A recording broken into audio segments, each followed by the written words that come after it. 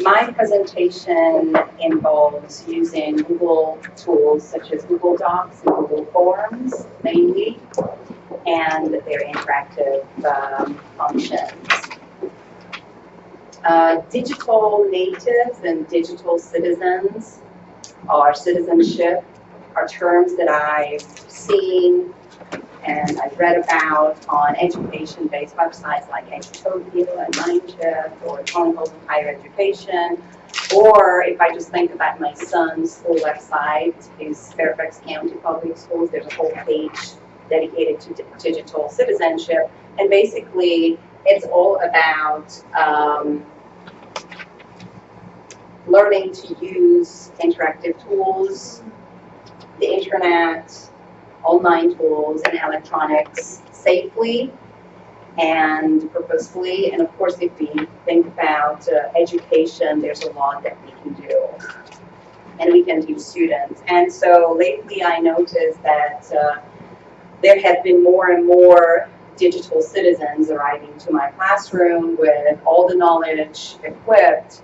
And I thought, well, there should be a few things that I can offer them so they can implement those skills and enhance their learning experience.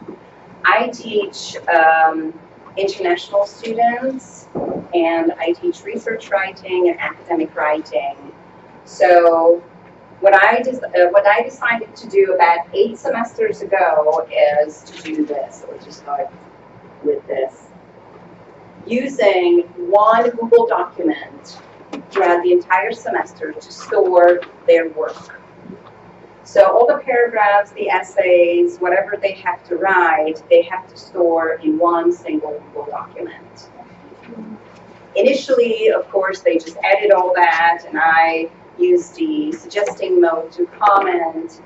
But at this point, I got to the part where at the beginning of the semester, and let me just jump over here, at the beginning of each semester, I offer them a template, and this template is over 60 pages long, but it includes everything that the students will go through the entire semester.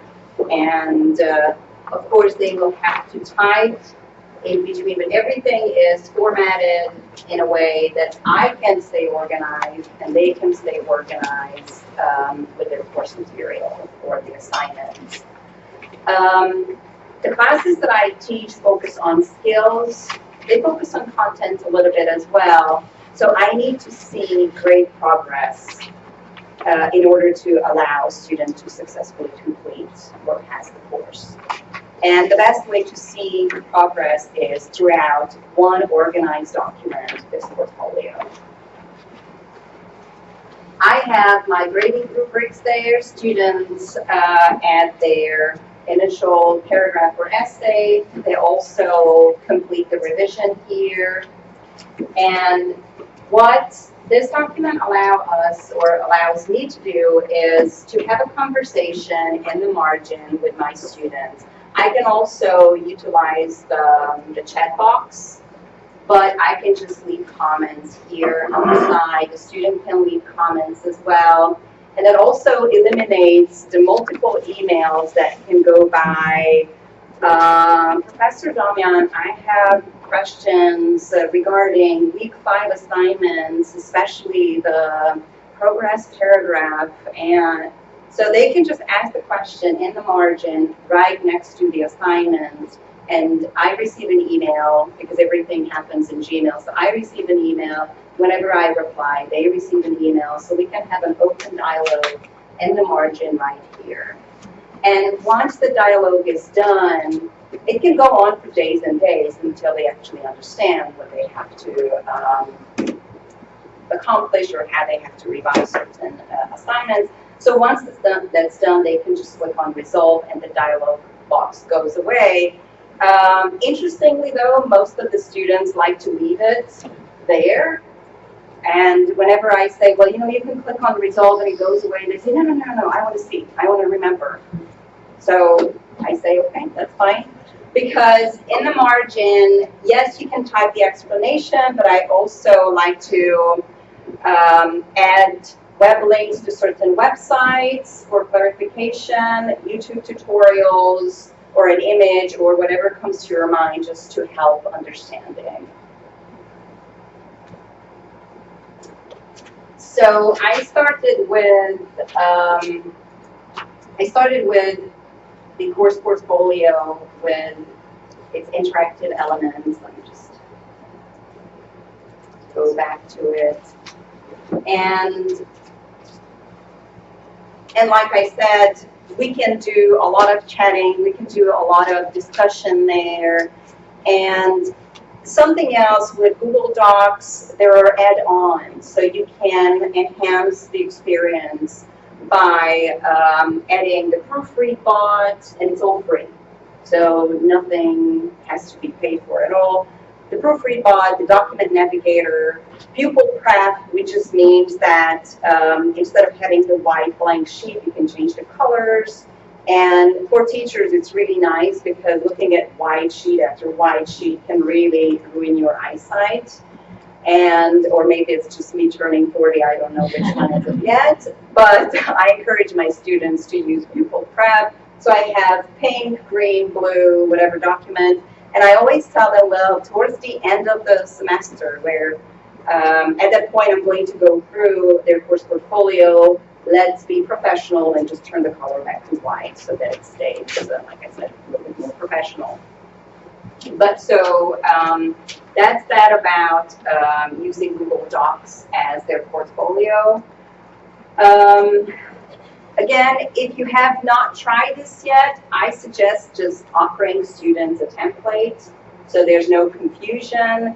Before I introduced using a template, there were a lot of questions. Some students started with week 1 and, of course, went on the following pages all the way to week 14. I had students, though, that started adding the new material on top. I mean, it made sense. It was just a little bit confusing for me. But by offering the template, it's very clear of how I want them to navigate through the document itself. And as you can see, the template is about 60 pages long, which means that by the time they finish my course, they probably reach at least 100 pages. And if you think, oh, that's a lot of scrolling, it's not, because when you use the document navigator, you can just click on whichever week or whichever assignment you have within a week. Let me just show you that. And it's right here. And you click on it, and Google Docs will take you to that specific page. So you don't have to worry about, oh, I have to scroll down 55 pages, not at all. And there we go. So you can see here's week 1, there are the assignments. Everything is based on formatting the document properly.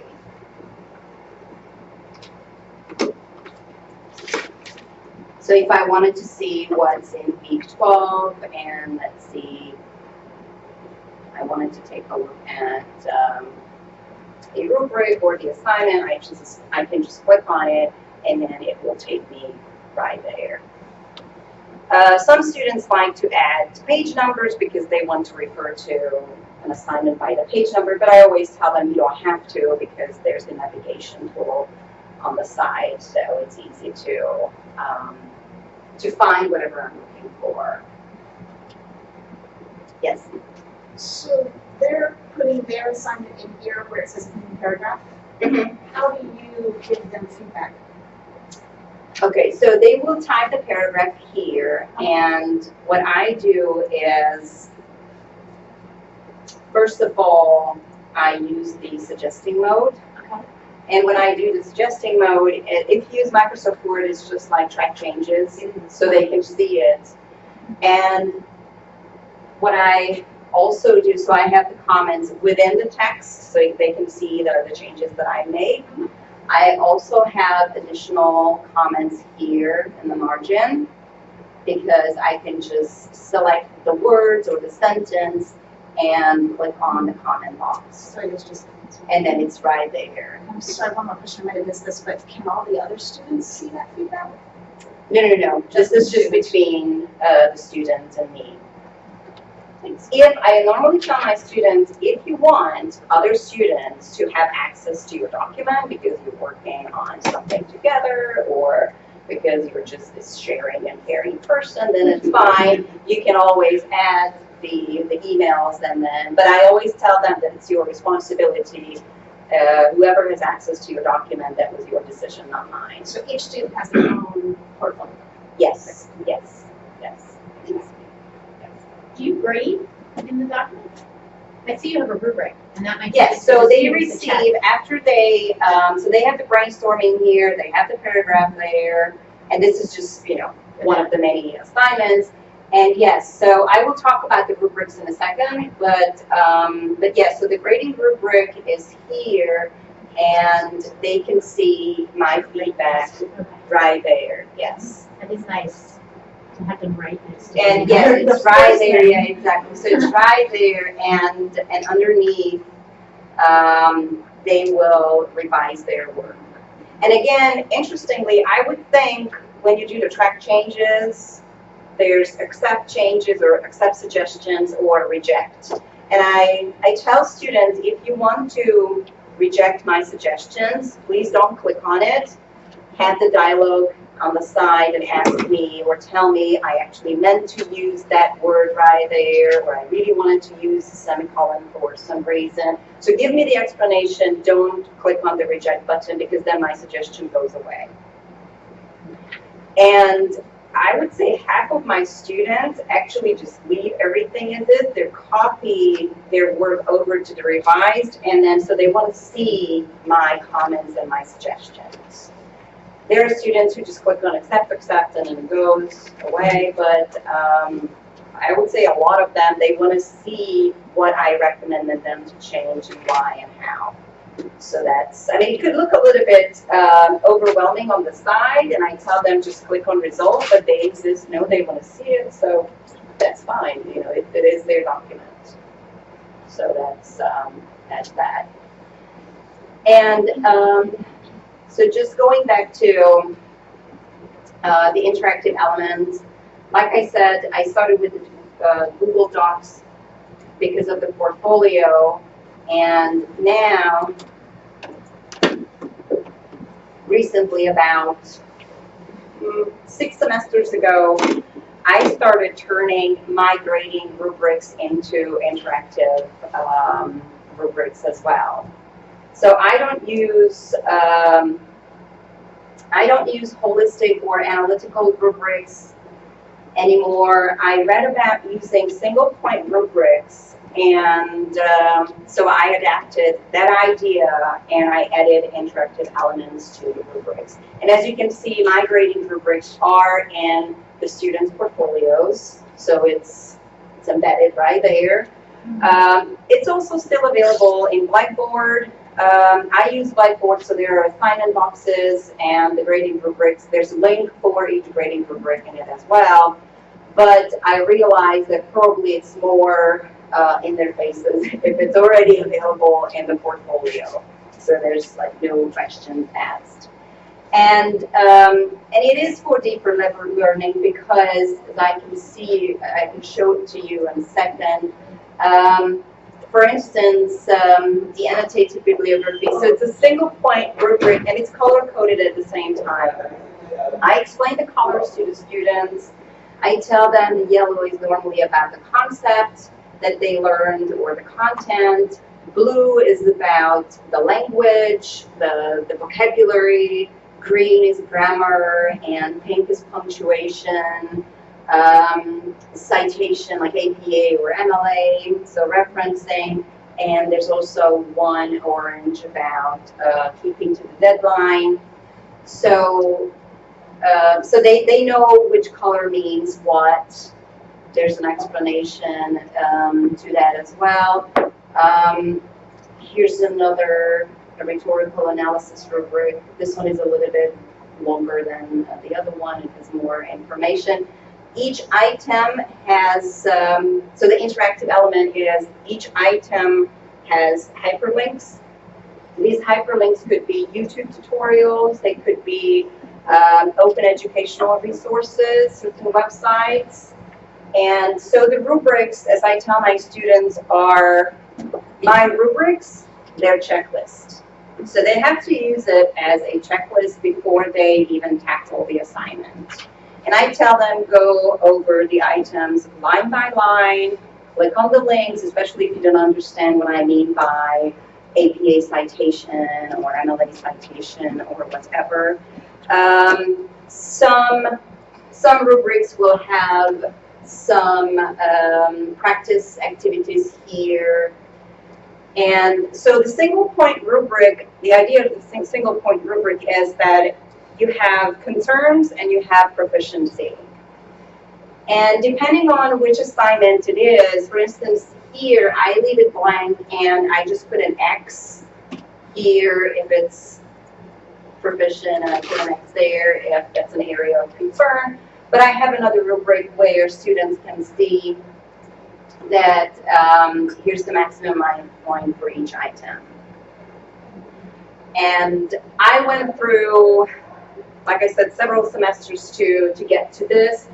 I included my students. They were brutally honest with what they liked and what they did not like about it. They definitely wanted me to move away from percentages. It was just too much math for them. Like, leave the points there, that's easy.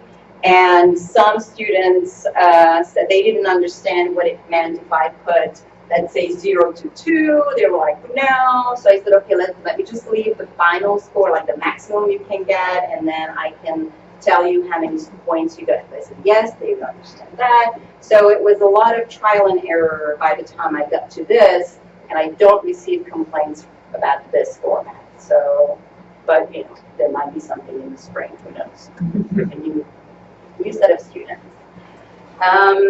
But so the point is to have these elements, like I said, YouTube tutorials, or you can have open educational websites just for students to go there and prepare for the assignment.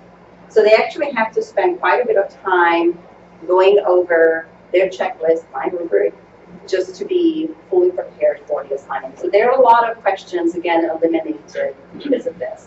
Now, if they don't understand something, we can still have that conversation in their course portfolio, looking at the rubric, so we can have a conversation in the margin. No. And here, so this is the rubric that has websites with online quizzes, free online quizzes. So that's something that they can do as well. And one additional thing.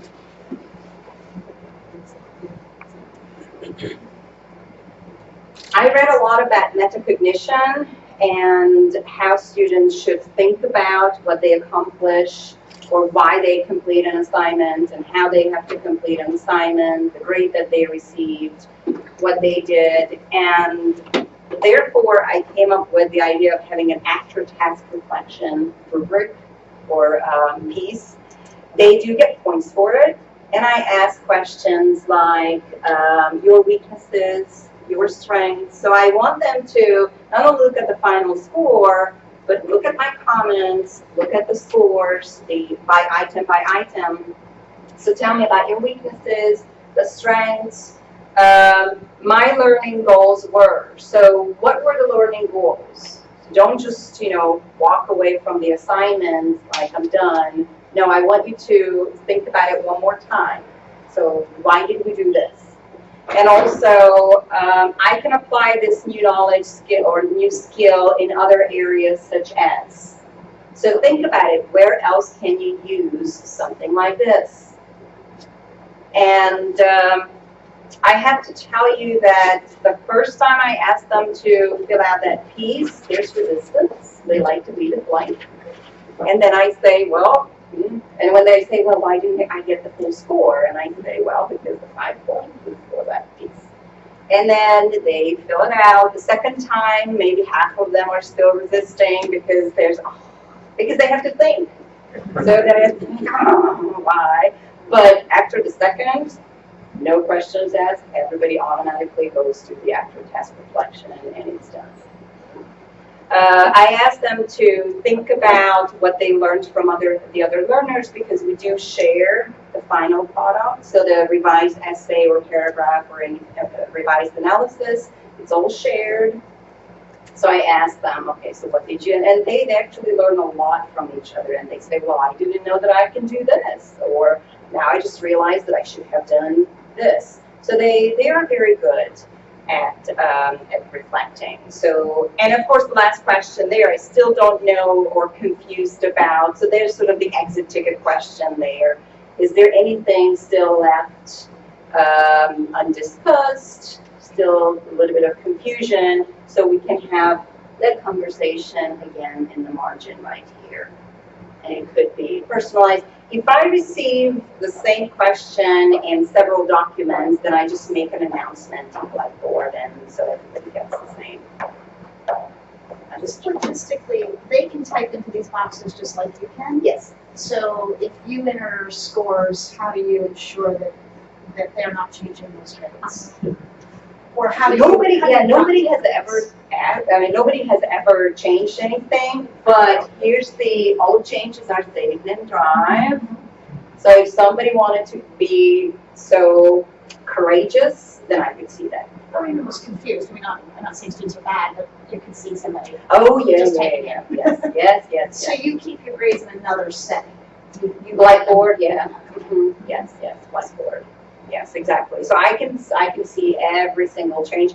And another reason why I like to do this, so if you teach writing, or not necessarily writing, but any course that requires some sort of written response, I can see if somebody just drops a paragraph or drops an essay there. So that could be a little bit like, yes. All of a sudden something appeared there. Because when you do it, I mean, if you're a writer like me, you write a little bit and then you leave it, so then it saves it, you go back, you write more, you make some revisions, so Google keeps track of all those changes. And that's why I normally get a little bit suspicious that all of a sudden an entire essay appears there, or a long response, like, one setting.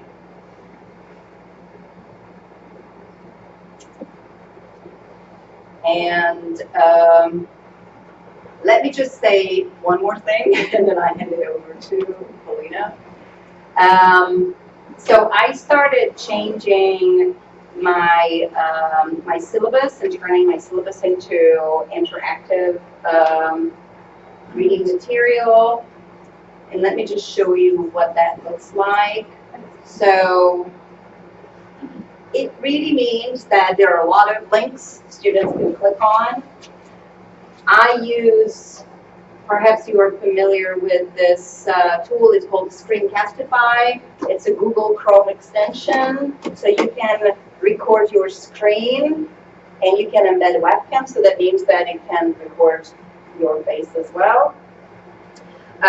So I explain the syllabus, and that welcome video message is in the syllabus as well.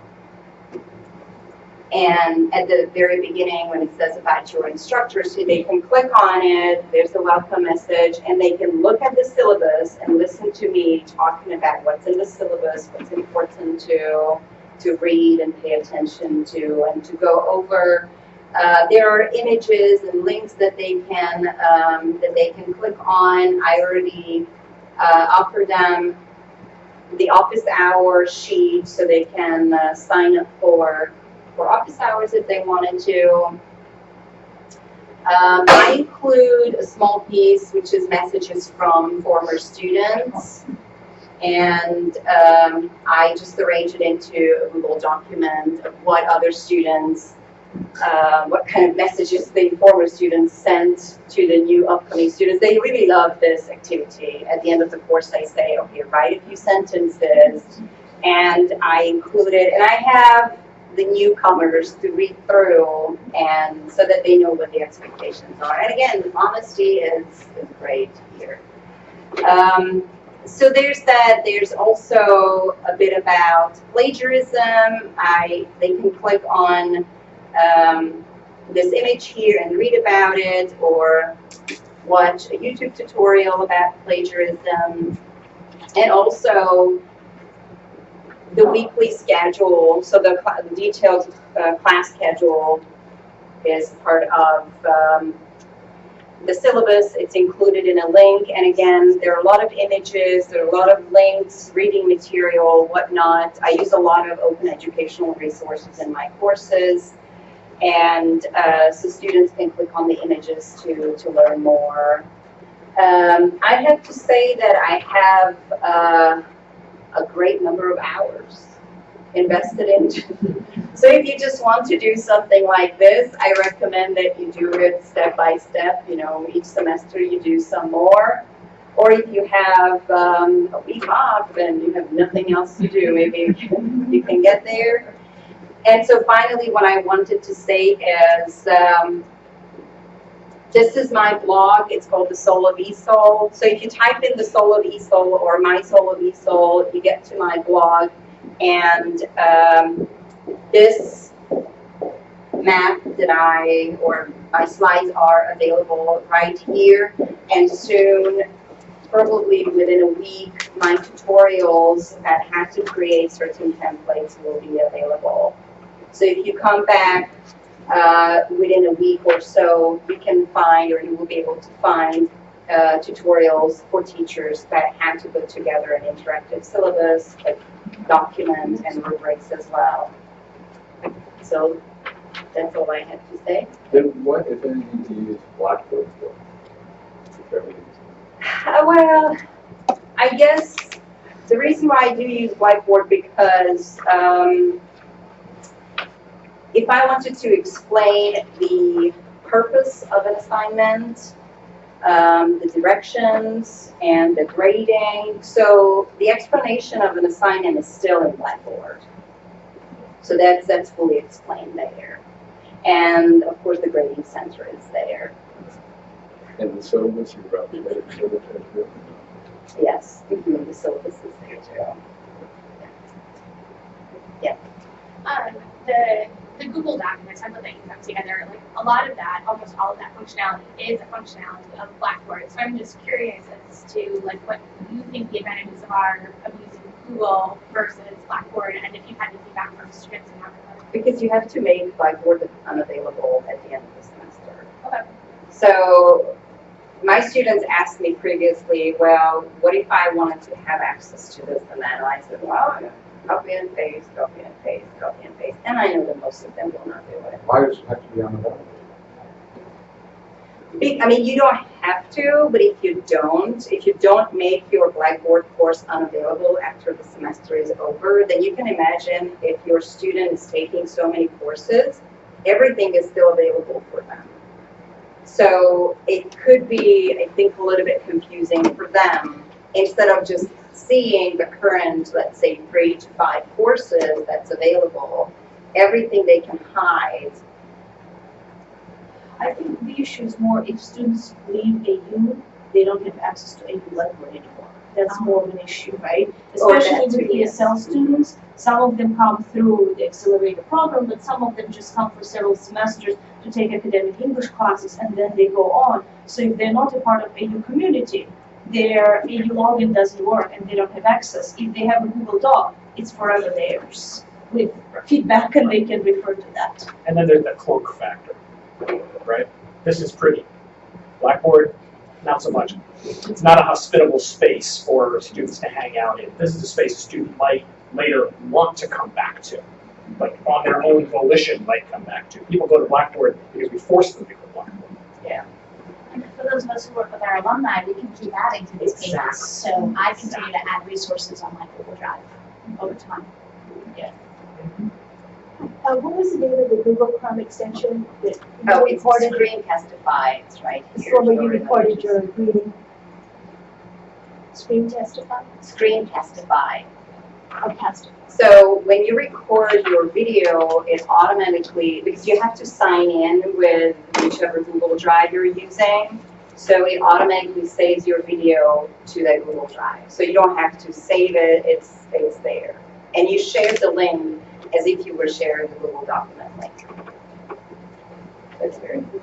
And forward, and then we'll have time for Yes, to so have more let's do that, discussion and then because we we can have come more back. kind of. So this kind of the question of keeping a record and having access with Google Docs is a nice segue to what I will be talking about.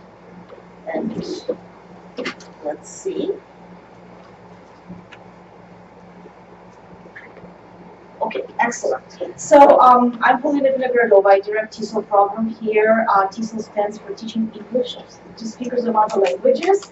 So this is a master's level program, and we prepare English language teachers who work with, like Krisztina, who work with students like hers. So as we prepare English language teachers, one of our graduation requirements is putting together a professional teaching portfolio. And kind of the purpose of this is twofold. On the one hand, we definitely want them to show us what they have learned. The work, the coursework that they have done, the work that they have done outside of EU in the community, working with English language learners, as well as how they were able to engage with our feedback to their work and revise it and in order to include in their portfolios. Also, we want our students to get the best full-time jobs in teaching as possible, and usually part of an application dossier is a teaching portfolio that includes lesson plans, a teaching philosophy, that includes a teaching video, that includes a research or an academic paper, and various ways of them to showcase who they are as English language educators. So a portfolio that we ask them to produce goes through 2 rounds of feedback and review and feedback from at least 2 faculty members in addition to professors who they had in their courses, so that we hope that they really come out of the program prepared to apply, prepared for the job market, prepared to apply for jobs, and they can submit their portfolios as part of their applications. So these are the components that we require in our teaching portfolio. And when I started in the program 7 years ago, the students were expected to submit 2 copies of their portfolio, one in a binder, and that was pretty much a heavy, thick binder, and the other copy kind of clipped that we would store and keep in our office for our records. So really not, first of all, not green practices, right? Really a lot of paper. And not really very productive way of recycling and keeping material and revising material in various ways. And definitely the videos were submitted on USBs, and when I started on CD-ROMs, they got lost. I would get emails from program alumni saying, do you happen to have a copy of my teaching video in your office? So we were thinking, we really need an online platform that can allow our students to put together their teaching portfolio, but also can allow us to provide feedback. Again, we go through, they submit the first draft, we provide extensive feedback, then they revise it, they submit the final draft, and we still comment on that as well, and then they take their own comprehensive exam. So we thought that we really have very specific requirements for an online program. So it needs to be very easily accessible and easy to navigate. We don't want our students to spend hours and hours figuring out how to combine their portfolio. We don't want ourselves to spend hours and hours figuring out kind of how to provide feedback and how to work with that. We provide feedback, so we need to have the tools for us to provide feedback and comments, and for students to see that and revise their work based on our feedback.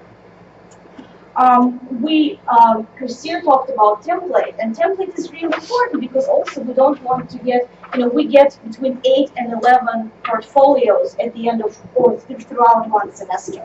So we don't want to get 8 different portfolios and figuring out where the components are. So we really wanted to be able to set a template for the students to follow and just populate the template, and it's also a great time saver for them. extremely important aspect when we're working online is access. We also we don't want them to kind of their work to be floating around in the internet universe, and they should be able to grant us access. We would hope that our comments to them would be private, and it would be up to them to release their professional work to, let's say, a search committee or their own students or their colleagues. Of course, customization would be great in terms of perhaps colors and fonts and uploading images and kind of creating a multimodal environment, so they actually still can, even though they're using a template, they can personalize it. And after they graduate, they can keep it and use it and personalize it further and perhaps develop their own professional website. And of course, we want it to be very cost effective and preferably to be free. So we tasked one of our graduate assistants with this project, and it took us multiple semesters actually of revisions and going through. And we looked at all sorts of platforms. We looked at platforms that allow us to create websites in an easy fashion. We, of course, looked at WordPress. We also looked at various platforms that are designed specifically for portfolios and specifically for teaching portfolios. But the limitations of those platforms, even though they usually have tools for the sake of peer review and editing and feedback, they would charge a fee, and you need a subscription, either a university subscription or program subscription, which meant that if students graduated, they won't have access anymore to this platform. So, and we considered kind of Google applications and tools for a while, and then our graduate assistant said that, let's try Google Sites. And what's great about Google Sites is that it really hits all of our requirements. So we see that it's really very easy access to navigate, and the only requirement is really having a Gmail account. Well, all of our students have Gmail accounts through AU. And of course, we tell them that you might want to create a separate Gmail account because, again, AU email will stop working at some point after you graduate. You want to keep using this portfolio, and most of them have their own private email accounts, or as they're graduating, they say it might be good to have a professional account. Make sure, that the name of your account is professional, sounding professional, that you will use that in your professional work. So very often they do that. Google Sites allow us to create a template. The only tricky part is that once you create a template, it's in the open Google universe. And there's no way to kind of restrict open access, which we thought was fine. Because once you take the template and start customizing it, then you can restrict access and grant access and share using email only with people that you want to share. Or you can also decide to share it with the universe, and then it's up to our students. So this is the template that our graduate assistant created. So you can see that we have the tabs that correspond to the requirements for the teaching portfolio. So the cover page, an introduction, teaching philosophy, sample of pedagogic work, which are 2 lesson plans, a teaching video, and a reflection on a teaching video, academic or research paper, and any additional documents that they would like to include. And what's great that you see kind of in this field here, that in the template we're able to actually quickly tell them what they can do and what they need to do. And in addition to that, we've developed a very detailed step-by-step guide on how to create your teaching portfolio and how to populate your teaching portfolio. So what happens is that actually the G Drive, the Google Drive, becomes really the main kind of hub, the main platform for them to create all of their files, all of their documents.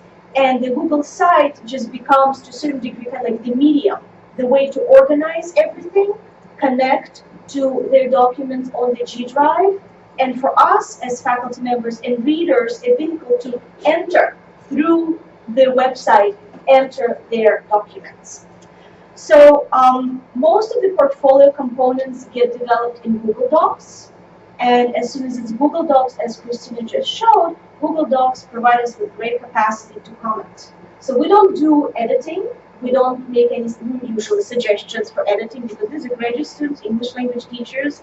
The work should be edited and proofread multiple times, but we really look at the content revisions. So we're able to use the comment function to provide suggestions for them to revise their work. It's really easy access for the readers to the documents. And the G Drive is really becomes another platform for the students to back up our work. How many times we had, they're putting their portfolios together, they're finalizing, their computers crashed, they lose their USB, something else happens, and we really have a disaster because they are losing the work of multiple semesters of extremely hard work, kind of intellectual work and revisions. So here, this is another way for them to actually back up their work. And they know about this from the first week of starting in our program, so they can prepare for that and they can start backing up their work on Google Drive. What students need to do after they've compiled their portfolios is to give us access to their Google site, which is basically send the URL and in the system to add our emails to the website. And then they need to make sure that they grant access to their portfolio folder on their G Drive. So we always suggest creating one portfolio folder on the G Drive, granting access to your faculty readers, and then each document that you add will automatically be shared with us. So it really streamlines the process and makes it pretty easy. As I said, students have a detailed guide on how to set up and share their portfolio. It was developed by a graduate assistant who herself went through this process and graduated a semester ago. And we also have a graduate assistant who kind of gains the expertise and is available every semester for their classmates to provide additional support and kind of has office hours so can sit down with students who need additional help to navigate the system. So I would like to show you an example of one of our recent teaching portfolios and how it actually works. So I just clicked on the link that the student sent me when I was her first portfolio reader. This is, oh, okay, yes, I know what's going on. We just had this in the other session when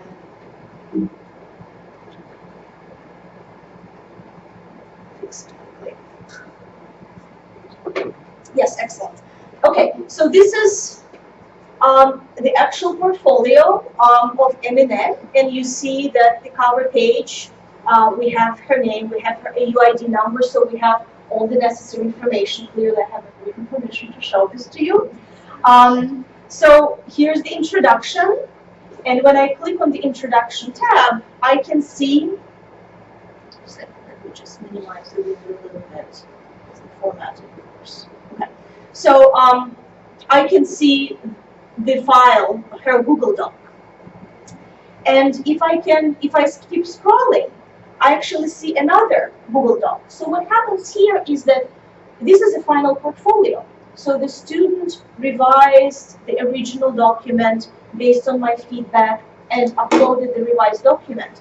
But we also want to see the document, the original document that was revised. So sometimes we need to understand what type of feedback we gave the student. So they keep the original document with our feedback as well. So for example, I can click on this link here and that right here, and that takes me directly into her Google Doc. And I can see original submission with my comments here. So now we're in the Google Doc interface and we can see the original submission and refer to that when I'm reading the final submission. And if I, for example, I'm reading the final submission and I feel that I would still like to give some feedback, I can again click on the link, go directly into the Google Doc, her final revised document, and see here and add comments and comment on her final submission. So it really becomes a pretty quick process. What does she do to take the Google Doc and put it into what we call the final portfolio? There's just a very easy way from the portfolio in the tools button to upload, to make connections between the Google Docs or any documents on the Google Drive into the portfolio. So portfolio becomes kind of like a shell. The website Then you becomes separately add the items. yes, yes. So they work in the Google Docs or on the G Drive, and when all of their documents are finalized, then they add them, upload them, or rather establish connections between them and the interface of the Google site. So another thing for us was that the sample of pedagogic work are 2 lesson plans, a teaching video accompanied by a lesson plan for the teaching video and all teaching materials that use for that lesson, and also a teaching video reflection, because we know that we've developed the best lesson plan we possibly could, then we go teach and things change and we adjust. So for us it's very important to see how our teachers are able to think on their feet and resolve aspects that come in the classroom. And it's also very important for them to reflect on their teaching and what happened in the classroom. So this sample pedagogic work shows this progression. So if we click on the teaching video, we don't need to worry about USBs. Even some students do prefer YouTube links, but we encourage them again to upload their videos to the G Drive, and they have their teaching videos there. So very easily I can click on the teaching video, watch the video. I have very easy access here to all of her teaching materials, the PowerPoint she used with the student, the lesson plan that she developed for this teaching video, and the handouts that she gave the students. Could you explain why Google Sites is better than what you were using? So I'm afraid I've never used Google Sites before. So Krisztina uses Google Docs. So she has everything is kind of like, it's like an equivalent of a Word document in a Google Doc format. For us, Google Site is a website.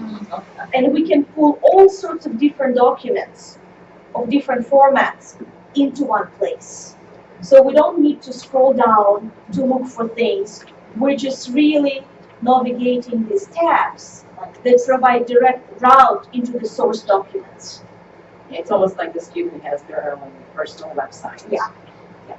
But still private, Still private. other than your template. Exactly. And what they can do is, after they graduate, technically they can take our access away, but they can really reformat and rework all of this and build their professional website.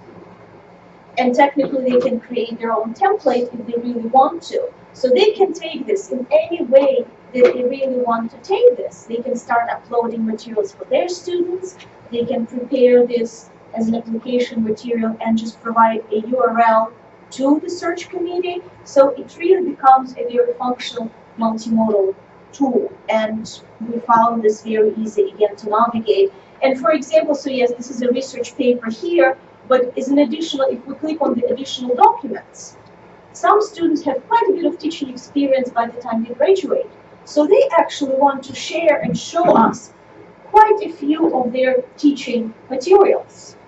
So this particular student was an adjunct instructor in the program where Krisztina is teaching right now. So she's developed quite a few materials. She has teaching evaluations. She has lesson plans. So she wanted to share with her faculty committee all of this work that she has accomplished by the time she was graduating. So if we have this on paper or if we have this in one document, this really is not very manageable. In this regard, it's manageable, and we can also, these are optional elements, so we can choose what we want to click, what we want to read, how we want to act.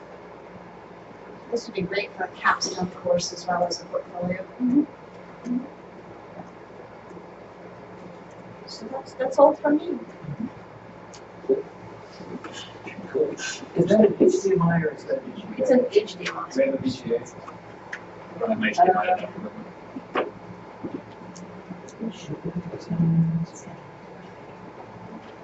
If not, we can just use some of those to plug in here.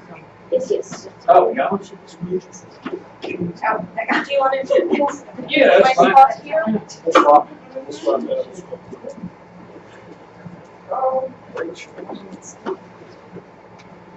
Okay. So I'm Patrick Jackson, and what am I now? I'm Associate Dean in SIS, my job. But anyway, What I want to talk about here is actually something a little bit different, sort of different, orthogonally different to kind of what you've seen already. What you've seen so far have been ways of utilizing certain kinds of Google tools to allow students the capacity to produce things that will then be shown outside. Produce things that they can utilize in other sorts of formats. That's one of the main kind of benefits of it. What I want to talk about is something a little different, which is utilizing a tool which wasn't originally a Google tool, but Google bought it back in 2004 and has been using it ever since then, and I've been using it ever since then, which is a tool called Blogger, which some of you may be familiar with. Every course I have taught since 2004 has utilized Blogger in some way. I do not use it as a platform to allow students to produce portfolio type things. That's not really what the advantage of something like Blogger is. The advantage of Blogger, as far as I am concerned, is first of all, it's not Blackboard, which is really important. Students don't feel comfortable with Blackboard. They feel like Blackboard is a tool they have to use for certain kinds of functions. And the DNA of Blackboard is content delivery, K-12, and grading, right? Those are what Blackboard was set up and optimized to do. Blackboard does some functions very well. One thing it does not do particularly well is interactive discussions. The threaded bulletin board feature on Blackboard always makes me look like I'm going to, a party like it's 1992 and we're still using Gopher for people who remember that. So it's very blocky, right? Students don't really feel at home with it. They also can't customize it. They can't do a darn thing with it. You can't create small subgroups that can only talk amongst themselves, but then somehow share that with other people as appropriate. Very inflexible to be able to set up Blackboard in that way. And the nice thing about Blogger is it's ridiculously easy. Both of the Google tools that you've seen so far require a not-insignificant amount of back-end work on the part of the instructor or the instructor's research assistant or some combination thereof to set this up, right? The amount of time it takes to put together these kinds of things on the back end is quite a lot. Blogger, my assignment when I first tell them to go to Blogger is, here's your group, go make a blog, go. They say, well, we've never made a blog before, go. Go to Blogger, trust me, you'll blog in 5 minutes. It's really not that hard. And it actually is. There's a nice sort of thing with a Blogger site that walks you through how to set it up. It's very, very easy to do. Once they set it up, they can then do all kinds of fun things with it. Blogger gives you a variety of, we can change the input so that it goes to the computer rather than the digital laptop. On the extreme left-hand side, the button there. Isn't Blogger all words? Yeah. No? Do all kinds of fun stuff. I mean, what I have the students mostly do with it is going to be word-based, as you'll see, but you can embed videos and you can embed all kinds of different multimedia things in it. So then we have to do that. And let's get that separate one. There we go. I find it fascinating that somebody decided to use this as a whiteboard and put a little mark here in the bottom, which is just awesome.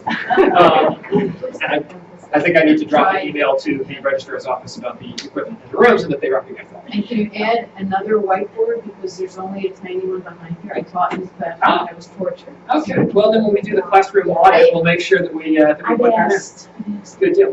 Okay, so what I do basically is I have discovered over the years that the ideal number for a blogging group of undergraduate students is somewhere between 4 and 6, which doesn't give you a lot of flexibility, because 5 is really the optimal number, but you can make it work with 4 and you can make it work with 6. More than 6, they break apart into subgroups within the blog, and less than 4, they end up not being able to sustain a conversation, because if there's only 3 of them and then they don't.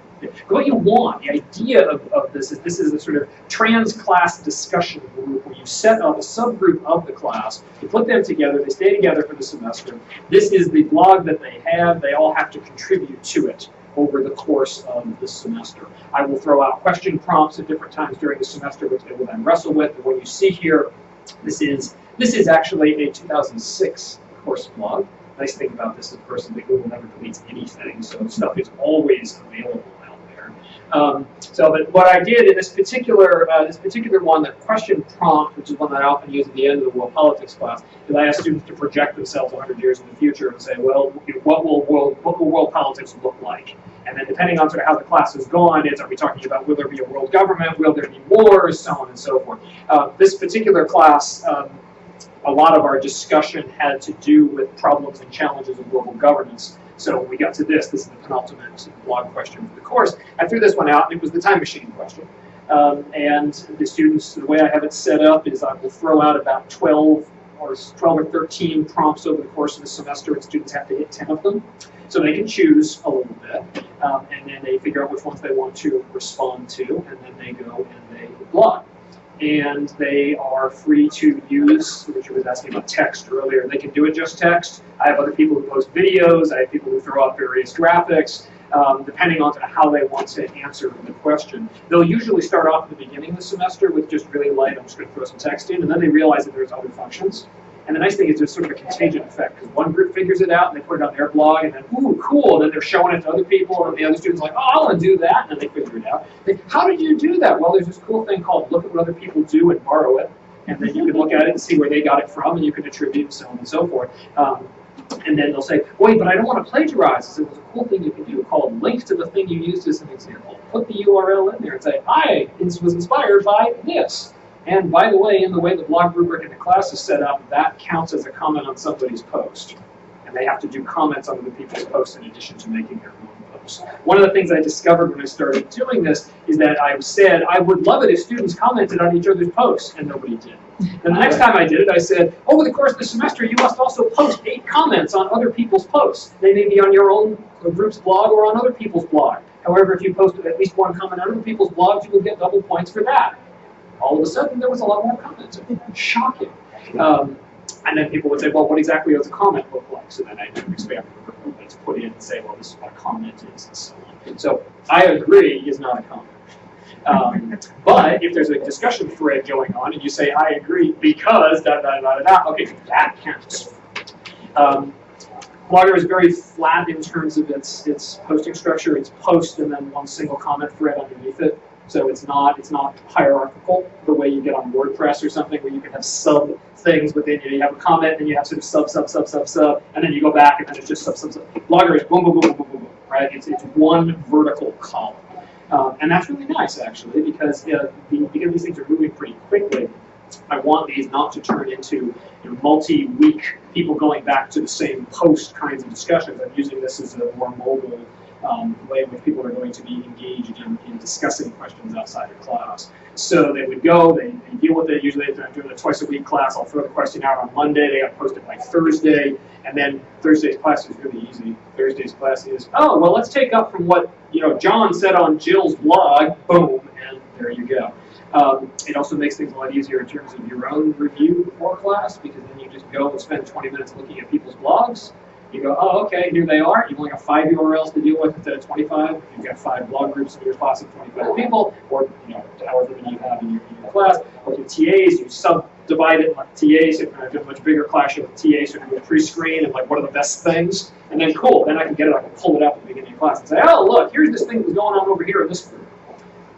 Once everybody sets up their groups at the beginning of once they set up their blogs at the beginning of the semester, everybody makes sure that the URLs are given to me. I also post all the URLs in a central location on my own blog so people can figure that out. Some of the groups actually go through and embed on the side. They embed links to other groups. So if you see the list up here, this is all of the groups that were set up that year when I was doing a larger war politics class, so there were a lot more than 5, like 12 that year. And the thing about it, you can see from the names that they get to be really creative with what they're calling things. The pun in "Let's pretend that never happened," of course, is because this was a university college class that was residential and they lived in Let's, so they came up with a nice pun. Students can customize the look and feel. They can change a whole variety of things about the way the blog works. Try doing that in Blackboard. They can build a space that they actually feel comfortable going to and speaking. And when we're discussing some author's work, if I happen to know said author can also be invited to come in and take a look and perhaps comment on what students said about somebody's art. Which, for any of you who know international relations, you know Alex Wentz is we were reading an article, because at one point the students were commenting, and I had given him the URLs for their blogs, and he came in and he made one comment on one, and that group was like, they were walking around stars on their foreheads for weeks. Oh my God, Alex Brent thought what I said was cool. So, which is really neat, right? Try doing that on Blackboard. You can't get external access the same way. You can't make the comments in the way. I do not insist that the students use their real names. I insist that they choose an online handle that they are comfortable with. If they want it to be their name, they can. If they want to hide behind something else, they are perfectly able to. I know who Jesus Christ actually was. He was not actually a member of my class that year, but that was this particular person's alias. And I also insist for privacy reasons that if somebody chooses a particular blog handle, that everybody else refer to them online using that handle. Sometimes there are legal issues with why people can't use their real name. Sometimes there's court orders. Sometimes I've had one situation where I had a student who was a junior reporter for a newspaper and was not allowed to post anything with her actual name because then it would be a violation of her contract. I said, all right, cool. You're going to be this. This is your online persona. That's how everybody's going to refer to you. We explain that, and then everybody knows. So the point here is that students get a chance to, as you see, they can sort of customize and do all kinds of various things. You can use these. Some of the questions are, let's get discussion going. Some of them are metacognition, reflective kinds of questions, right? How do I feel at the end? How do I feel at the end of class? And it's also an opportunity for students whose first language is not English to explore things along those lines. There's a particular student who had been concerned about this throughout the semester, and I said, fine, post them bilingually, absolutely no problem. So we did. And there he goes, right? There's your translation. How was that generated? Is that automatically generated? This translation, he plunged it into Google Translate and then He had to do it. he plunged it in and then he cleaned it up because he's bilingual, so he was able to do that. But for the bulk, the heavy lift, the initial lift, he threw the money on it, if I remember right. But yeah, so you can use this for a variety of different kinds of things. Again, the function here is to be supplemental to the classroom, to enhance it in ways that keep the students engaged when they're not physically sitting in class. The shelf life of this is less beyond than, say, the portfolios are. They're there. Students can always go back to them and they can see things. And personally, in terms of what I would do with these, is every once in a while I want to reach out to alums, I'll message them all through that because they're also connected in that way. And sometimes I'll get, oh my God, I haven't thought about that blog in like 10 years. Well, great, but what are you up to? How are things? So on and so forth. So you can reach out to people that way as well, which is another nice benefit. But again, the idea here is to supplement what's going on in the classroom rather than to replicate or expand the classroom outside, if that distinction makes sense. So, and that's, yeah. Two questions. The group, the students have the URLs of the other groups, Yes. so they can read, Yes. but they can't post. They can't post, they can comment. But they could comment. Yes, comment. Default on Blogger is that comments are open to anybody who's registered.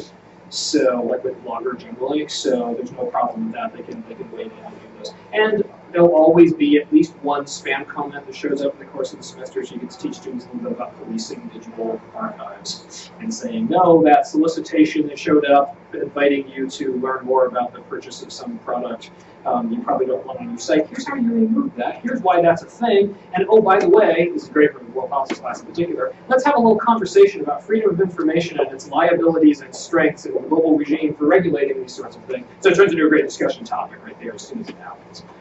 It always happens in the course of the semester. So, the internet is a weird place. And what do you do with the groups that don't the ones that aren't really clicking one person is down? The nice thing about the blog format is it's harder to dominate a blog than it is to dominate an in-person discussion, because you can always just scroll past an entry and post another one if you're wrong.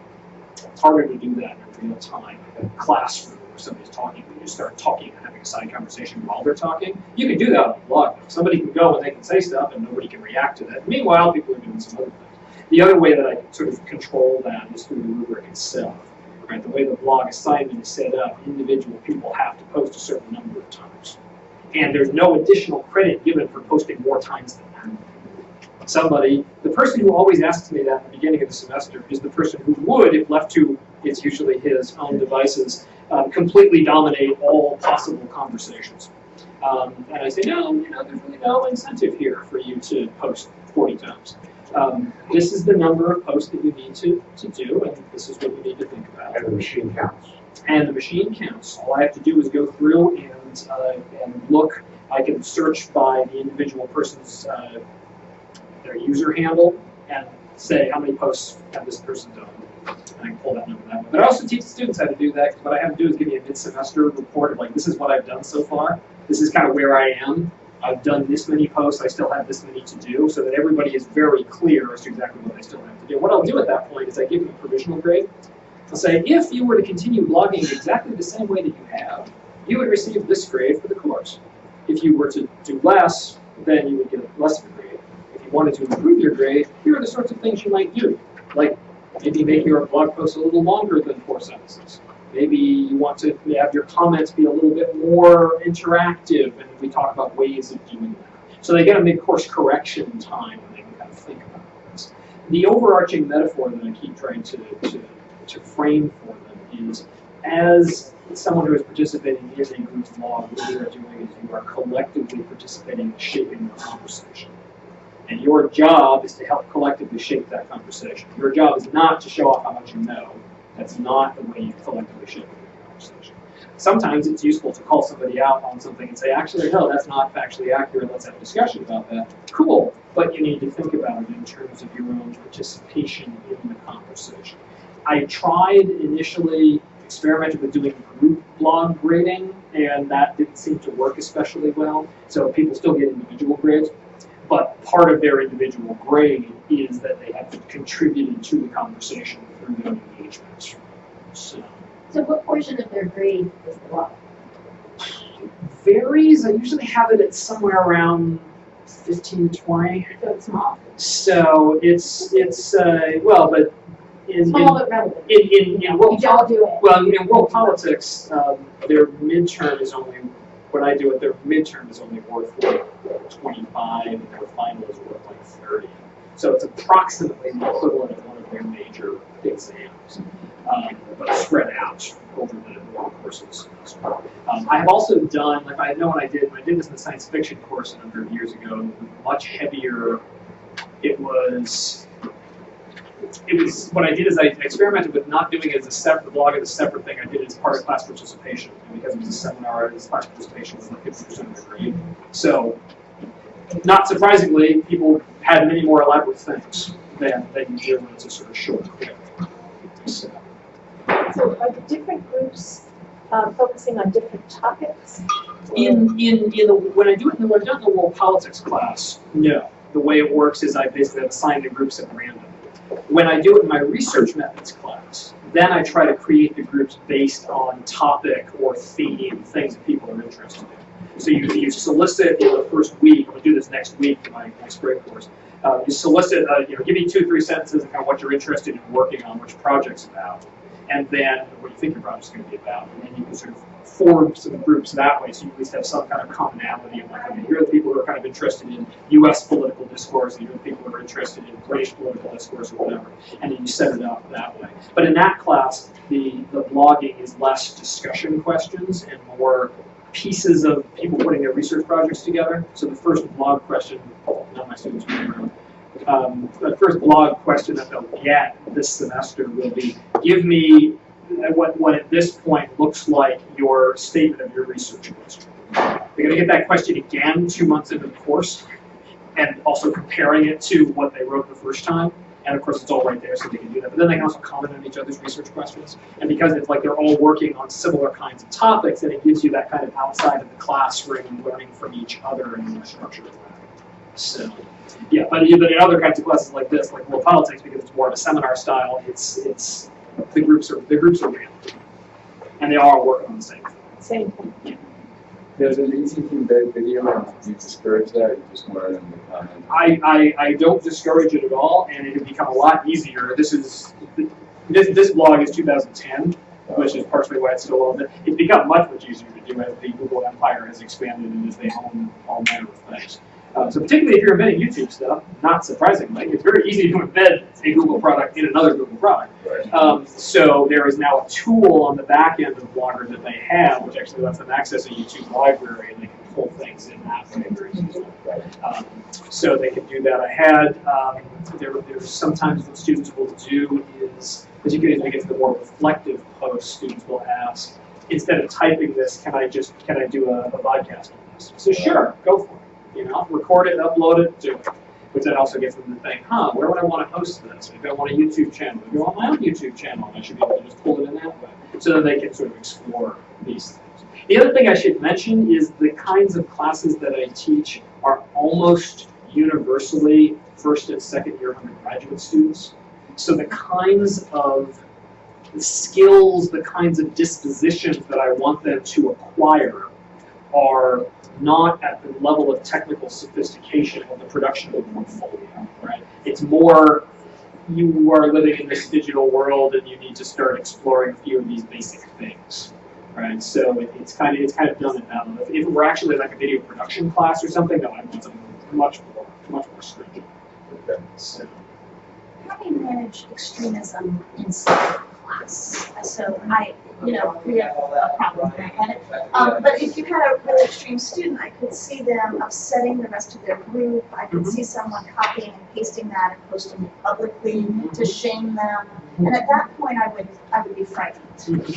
How do you handle that? One of the ways that I handle that is by being really clear up front about the kind of code of conduct of what it is that we're doing. Now, it doesn't always work. You occasionally get, but it's like anything else. Somebody smuggles a recorder in the classroom and takes your out of context thing and it shows up on Breitbart, right? I mean, that happens, right? That's the world we live in, right? They need an editor. Apparently they are looking for an editor, apparently. So, I don't know. Serving on the bridge of the Death Star is not exactly my career ambition. But no, so part of it is that. Part of it is the sort of shaping of expectation with students initially. So this is what these things are used for, so on and so forth. The other thing, of course, is trying to turn those, particularly the ones that just make people uncomfortable, into teaching moments. All right, so you posted this thing, and people were concerned about this, and you got some feedback you weren't expecting. I had one, I'll give you one anonymized example. I had a student who decided that for the first post, that the student would comment on everybody's posts. And the student, in his or her mind, thought that this was just being friendly. To certain other people, it seemed really getting in my space aggressive, because the comments were not always, wow, that's interesting. And also, yeah, I totally disagree, no. People were like, what? Oh! Which then turned into a really interesting conversation, both with the class and with that student individually, about tone online, about managing tone, and about the sort of flattened, decontextualized nature of just text floating around on a website someplace versus what you can do in person in terms of body language and so on and so forth. Now, not surprisingly, it turned out that this person also had some challenges with that in face-to-face interactions, and that led to some good discussions and some good university services to help that person figure out how differently to interact with other people. And that was really very useful as a growth moment for that student and for the class. For a couple of the individuals who were particularly bothered by this, I ended up talking to them separately as well. But in general, the thing I tend to say over and over again with students is that part of whatever the class is, part of what we're trying to learn how to do here in this class is to distinguish between people's arguments and people. And when you're blogging, you're putting up a claim and you're talking about people's claims. We're not talking about people. And so there are boundary lines that we have to sort of deal with. And that generally works, or has worked. The only time it ever didn't was the fall semester of 2001, when I wasn't actually doing blogging yet. But then I had these sorts of things where every argument turned into personal impunity. So then I just had to say, you know what? I'm the professor, I have authority, I'm going to impose some rules. If somebody impugns somebody else's patriotism in the course of the conversation here, I'm going to ask them to leave the room. That's it. That's not acceptable. We don't do that. But So sometimes we do have this authority stick, and we have to use the authority stick sometimes. Figuring out when is the hard part. I just got the wrap-up sign. So I guess that means we have to wrap Just up. one last question. Yeah. Why use this as opposed to like WordPress, which is a problem? That's really That's a really good question. Here's my answer. Use whatever the heck tool makes sense for you. I'm not committed to a particular technology. What I think is really interesting here is the pedagogy, right? New tools come along all the time. That's not what's most interesting to me. What's interesting to me is what are we trying to do with these tools? If there's other and better ways to achieve these kinds of things, great, go for it, do it. Sometimes WordPress does charge for certain functions. I think it's like $50-something a year. Yeah, for hosting customized URLs, but then they've got a weird thing. Once upon a time there was something called LiveJournal, people used to use that. Well, maybe a limited function comes for free. This one, they can sign in with their Gmail. With the Gmail that they already have. So then again, it's staying organized and But look, but I guess if I the comment I would want to make is like, don't get hung up on the technical requisites of the tool. The tool is a means, right? What we're really trying to figure out here is the effective ways of So how about facilitating grading? Because I mean, your scrutiny is an incredible time sink. If you have a huge class and you're trying to get individual grades, I would think both of these would be incredible time sinks. And I look for tools that we could go through and do student counts and assessments for me. And so do we have some comment on that? I don't think, I actually find that if you have rubrics like mine, which is so, clear cut, it's just adding up the numbers. What you can do if you want to, because this is what I also did, so I sort of, transferred my interactive rubrics to Blackboard. So after a student do the revision, then I just do the rubric, and then it's just clicking, and it does the percentage. And there's also like an element when we develop these assignments, we have very clear criteria, and there might be just 4 or 5 of them, like the number of posts, by what time you comment, the minimum length of the comment. That yes. I guess I don't know. I disagreed on counts. So we set up these clear guidelines, and we develop the rubric and really assess based on that. Do you count or does the machine count?